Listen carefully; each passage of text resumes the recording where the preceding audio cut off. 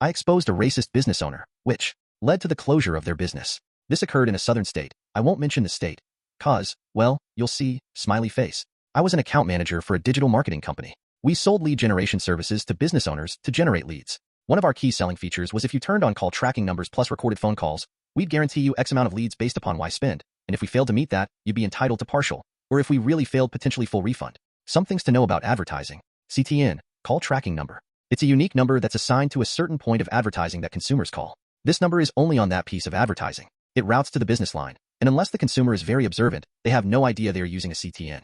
Call recording. If you turn on CTNs, we can record the calls and store the audio on our servers. The business has to consent to this. Also, when you call, you'll hear a message. This call is recorded for quality assurance type message. Both those are required to be eligible for our service guarantee. Story time part 1. The lay of the land. The business in question was a small dad and son contracting company with a couple employees. They primarily focused on smaller jobs such as windows, drainage, finishing, etc. Unfortunately, this business owner was a royal pitta. He went back years, and his account was filled with nothing but complaints. Also, there was a strong suspicion that he was racist because his last account manager was black. The business owner, who we will name Scott, refused to ever meet in person with the previous manager. Also, I was white. He had no issues finding the time to sit down with me and tell me how shit our service is. Well, it's coming up to do contract renewal, and he says we aren't producing his leads, and he wants to put in a claim for failing to meet our service guarantee. I spoke to my manager about this, and he said he wants me to listen to his calls, write a detailed report, and present my findings to the manager. The manager is worried this may end up in court due to the dollar amounts involved. Nearly a whole working week of hours. I probably spent damn near 40 hours on this. And I wrote a detailed 24-page report outlining the results of our advertising. To say I shred this business owner business practices is an understatement. The report was a straight-up attack on his poor customer service skills, disorganization, inability to execute, incomplete and total failure of anything resembling any sense of standard business practices that just make logical sense. I will share with you a few examples of the types of calls I listened to. Small calls where multiple phone calls are truly epic in their total incompetence. Customer 1. I was a small-time landlord who had 3 different properties that had received a quote from Scott for work. The landlord had accepted Scott's quote and agreed to do business. In one voicemail message, offered to pay a deposit to start work. Throughout 4 voicemail messages, this poor landlord went from, "Hey, I want to pay you," to, "Are you okay?" to, "Why the fuck aren't you returning my calls?"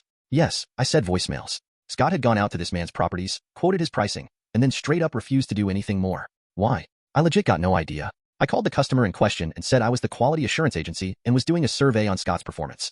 The guy ended up paying Scott's competitor about 15% more to do the work and was utterly beside himself on why Scott ignored him. I was also confused. FYI, all my calls were recorded and put into the company records. Customer 2. This one in particular really pissed me off. Again, the public housing office called Scott to get a quote on work that involved 25 different homes. Scott was kind enough to answer the phone this time, which, ironically, was one of the few fucking times he ever answered the phone. Initially, Scott sounded happy to get such a big profitable job. Then Scott learned 2 things. It was Section 8 housing. It was a neighborhood that was black/Hispanic. Immediately upon learning this, Scott informed the housing office that, unfortunately, he's superbooked, not true, and that this area is actually out of his service area, not true. The housing office was confused and was like, "So you're not interested in biting?" And Scott said, "No, I'm not," and hung up. He didn't even say goodbye. So I did a quality assurance call to the housing office, and the lady was completely confused why Scott wasn't even remotely interested in the job.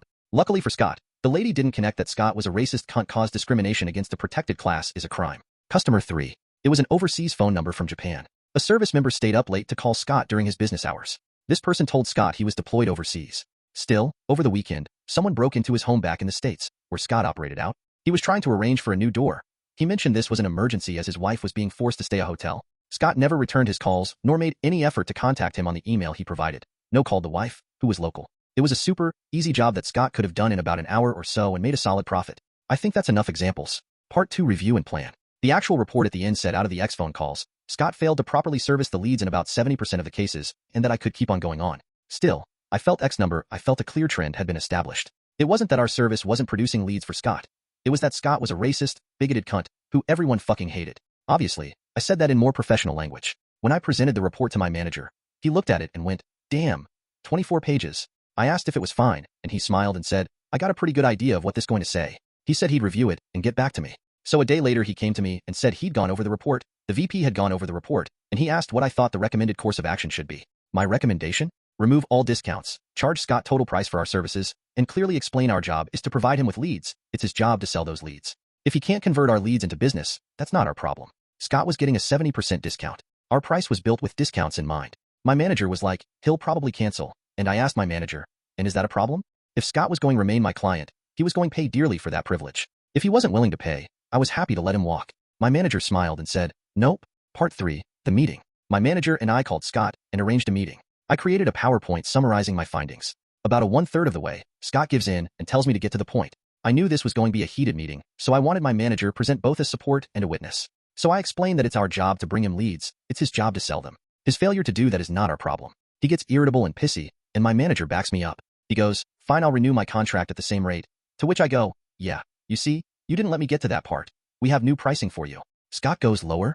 I go, oh no, not lower. My manager smirked. Scott asked me for the new rate. I hit him at the full rate, which was 3x what he was paying. Scott is furious with me, says I'm overcharging him, says I'm ripping him off, says I'm a horrible salesperson. He tells my manager I should be fired for treating him like this. My manager looks at me, and I had been waiting for the moment. Truth be told, I gave zero fucks what Scott thought of me. If anything, my goal was to get him to cancel. Scott, you're a challenging client, therefore the pricing of our service needs to reflect the challenge of providing you service, so we will be charging you our full rate. If you like, I'd be happy to go over why this ROI still makes sense based upon our past performance. This was wording I had gone over with my management before using it. My manager felt it was fine. It felt so amazing, so say those words. It was the nicest way I could say, you're a cunt. If I'm going work with you, it's gotta be worth my while. Scott says we are a bunch of greedy fucking pricks. He says, I'm going cancel, to which I said, that is an outcome we have decided is acceptable if that's what you choose to do. Scott huffs and goes, and what about my refund? Dismayed, I go, Scott, we've clearly demonstrated we did our part. The reason why you aren't bringing sales is because of your company inability to close on the leads we generate, to which Scott goes, so you're saying I don't know what I'm doing? To which I say, Scott, if you agree to sign at the new rate, I'd be happy to sit down with you and help you free of charge on how to improve your sales techniques and close more your leads. This is me telling him he doesn't know how to run his business, and was very much meant as an insult. Scott goes, nah, fuck you, I'm calling my lawyer. I go, so I take you're not going renew? He goes, fuck no. My manager goes, that's fine. Would you like us to email you our report on your leads? Scott goes, sure, I'll show my lawyer. FYI, we never heard from Scott's lawyer. We wish Scott a good day, and he leaves. Later, we wrote him an email, attached the report, and also told him if his lawyer would like the recording in question, we can send that file over as well. Our bases were covered, and we knew it. I suspect he also came to the same realization, but he had too much pride to admit that. Part 4, make sure that dagger is nice and deep. A few weeks go by. My manager says we gotta shut down his account, so I need to call him and ask him what he wants to do with his CTN numbers, which we control. In our contract, we say at the end of the agreement, the customer has the right to have the numbers ported over for a fee. It would have been normal to waive the fee as a gesture of goodwill, but Scott desired zero goodwill and he received what he desired. I tell my manager there's no way I'm porting the numbers for free, and just like his quote, I'm charging him full rate $15 a number.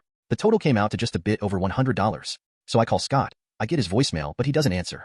I write him a registered letter, and in that letter I outlined he has 30 days to respond. We have his CTNs, and if he's willing to pay a $15 per number port fee, we will transfer those numbers over to his phone provider. One morning I woke up to about a dozen hateful text messages in which Scott told me to go fucking burn in hell. I took that to mean that Scott was not interested in porting over his numbers, and I reviewed those texts with my manager. We saved those messages and uploaded it to his account. So, is that all? Of course not. Smiley face. Part 5, but wait, there's more. So here I was with 7 CTN numbers that had been in service for literally years. Those 7 numbers were saved in Scott customers' phones, and to many of Scott's customers those numbers were Scott's number.